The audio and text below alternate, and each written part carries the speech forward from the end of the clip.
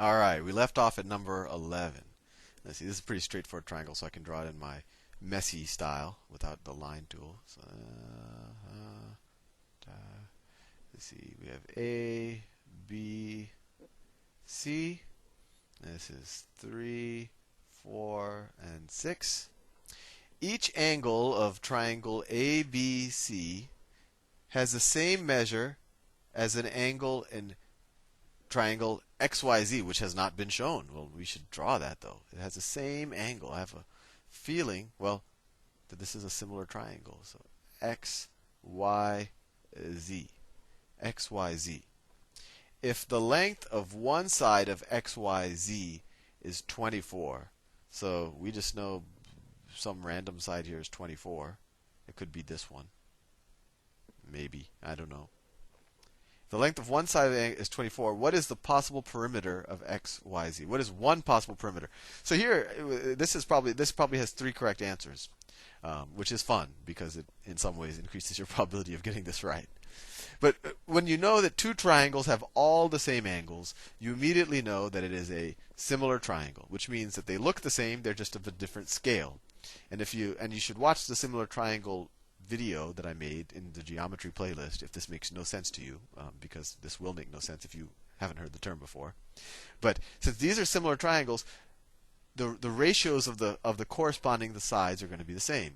And we can, they're letting us pick which side has length 24. So let's say that the side that corresponds to side 3 is of length 24, right? We don't know that this is definitely the case, but they're letting us pick. So I'm going to say that, this side, that XY corresponds to AB. So if this side is 24, then this side is going to be 4/3 of this side, right? We can, hopefully you remember similar triangles that the ratios of the sides are the same. So if 3 is to 4, as 24 is to, well, to go from 3 to 24, we multiply by 8. So to go from 4 to this, we multiply by 8. So 32. And to go from 6 to this, we multiply by 8. 48. So this is a possible combination of sides for a similar triangle to triangle ABC. And we could just add these up. So let's see, 24 plus 32 is 56. 24 plus 32 is 56 plus 48. 6 plus 8 is 14. 104. You just type that in, 104. I mean, you could have picked the 24 side is, this could have been like this. It could have been 24, 24. If this is 24, then we're multiplying by, let me see. If this was 24, that means we're multiplying by 6 to get to 24. So this would be 18, and this would be 36. And you could add all of those up together, and you would have gotten another answer. And that would have been correct. And similarly, you could have made this side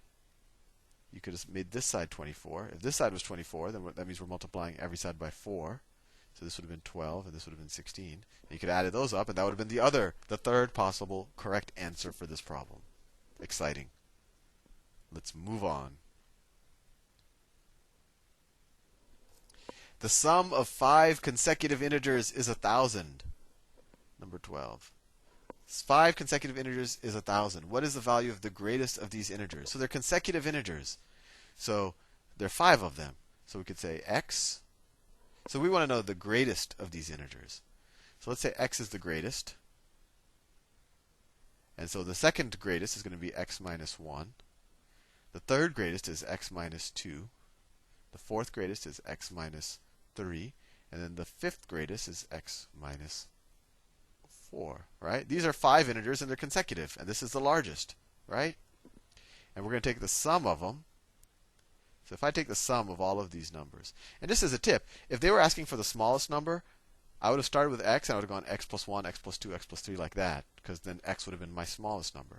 But they said x is the largest. We want to solve for x, so the greatest of these integers, so that's why I subtracted.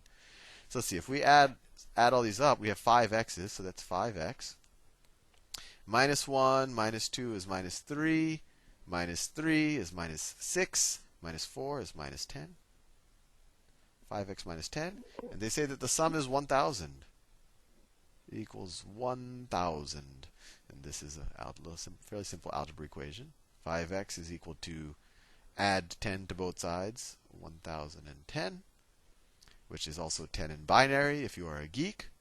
And to divide both sides by 5, x is equal to 205, right? 200. Yes. No. My God, I can't divide by 5. 202, right? X is equal to 202. 202. There you go. Not too bad, huh? All right. Number 13. And I'm going to switch colors because this pale yellow is getting monotonous. I'll switch to something bold, like blood red. No, that's tacky. Number 13. The figure above shows y equals g of x if the function h is... Okay. So let me draw that because I don't want to confuse you just saying a lot of random crap before you see what the graph looks like. Although you should have it turned to the same page. Okay, so then we draw it like that. I don't have to draw that far down. Something like that. And then it looks something like this. Let me draw it in a different color. The line itself looks something. It goes from here, goes up like this. Then it kind of comes back down like here. Then it kind of bounces, and it goes back up like this. And then they tell us that this line right here, this is y is equal to g of x. And it's going to be a functions problem, I can tell you already. So you should do the function, watch the function videos, or do the function modules on Khan Academy. So the figure above shows the graph y equals g of x. If the function h is defined by h of x is equal to g of 2x plus 2, they want to know what h of 1 is equal to. Well, with functions, they're putting a 1 into this, black box. So wherever we see the x, we put a 1 in, right? So h of 1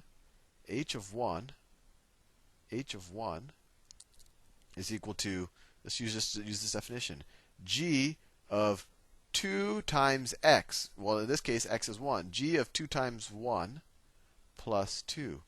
So that equals g of 3 plus 2. And now we have to figure out what g of 3 is.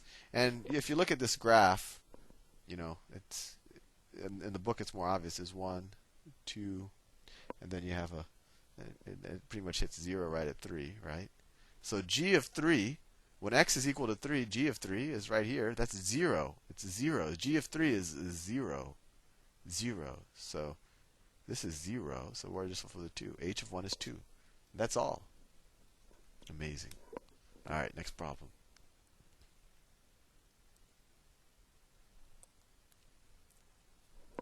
Okay, number 14. Exactly 4 actors try out for 4 parts in a play. 4 parts in a play.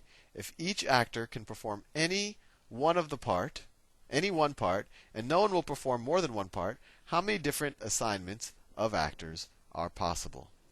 Well, let's just say you're just randomly doing it, right? So let's put up the actors. So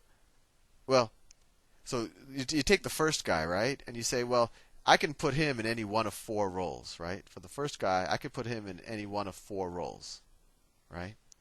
And then the second guy, well, I shouldn't assume they're all men. The second actor, or woman, or actress, one role has been taken already, right? I mean, there were 4 roles. This first person took it.